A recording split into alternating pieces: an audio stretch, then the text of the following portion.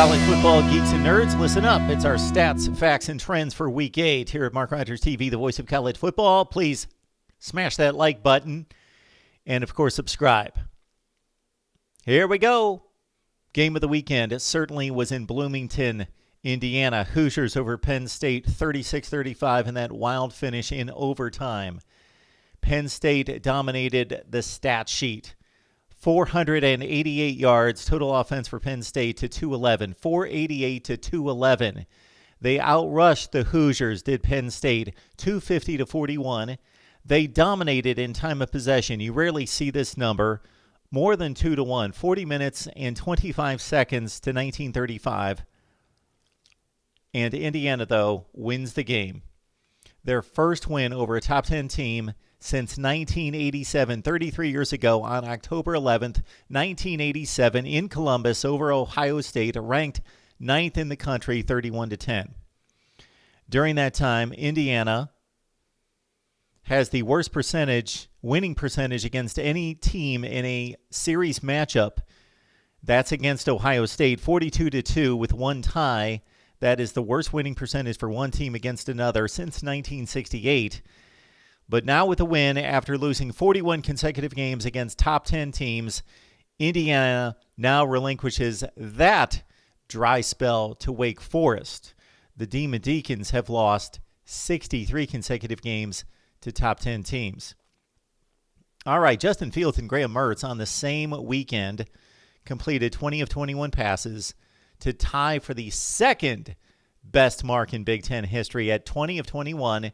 That's over 95%. But Tanner Morgan, just last season in 2019 against Purdue, completed one more pass, 21 of 22, the all-time record in the Big Ten at 95.5%. Ohio State has now won 6 consecutive games against Nebraska since losing the inaugural Big Ten matchup in 2011. So the Buckeyes have won 6 straight against Nebraska, including the 52-17 romp in Columbus on Saturday. The Buckeyes have outscored the Huskers in those 6 matchups by an average of 53-18. Wisconsin down to Illinois in easy fashion, 45-7. The Badgers now lead the series over Illinois since 2007, 10-1. The time of possession in that game even exceeded the Penn State mark. Wisconsin dominated the football in true Wisconsin fashion, 43 minutes and 28 seconds to just 16:32 for the Illini. Michigan ran the football and ran it all over the Golden Gophers to the tune of 31 carries, 253 yards. That's 8.2 yards per carry. That includes sacks, 8.2 yards per carry.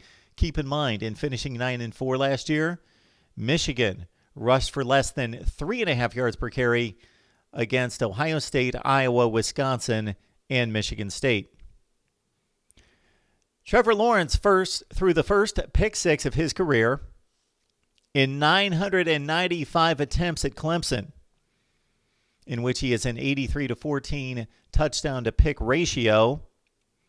Travis Etienne continues to climb the all-time rushing and touchdown records in the history of college football. Travis Etienne ran for 86 yards, but he passed 8 more rushers on the all-time list. He's up to 55th place at 4,560 rushing yards. He ran for 3 touchdowns. He's now up to 64 all-time. That's tied with Cedric Benson for 9th place on the all-time rushing list. And Devin Singletary is next on the list, the former Florida Atlantic and now current NFL player, has 66 career rushing touchdowns. Northwestern defeated Maryland in easy fashion, 43-3.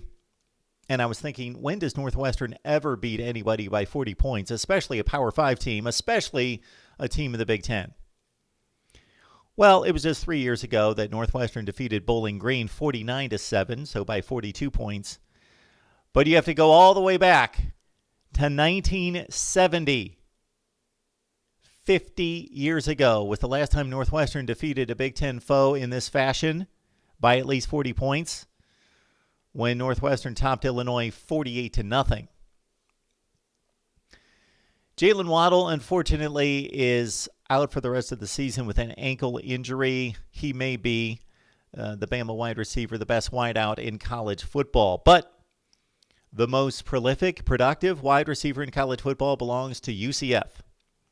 Marlon Williams against Tulane. He tore up Tulane. 9 catches, 174 yards, and 3 touchdowns in the game, and that's pretty much what he does on a weekly basis. Marlon Williams has turned in receiving efforts this year of 154, 136, 98, 191, and yes, 174 against Tulane. For a nation-leading 753 yards receiving, Marlon Williams also leads the nation in catches with 54. He leads the nation by 7 receptions. And as we wrap it up, you may say, what about the Rutgers Scarlet Knights?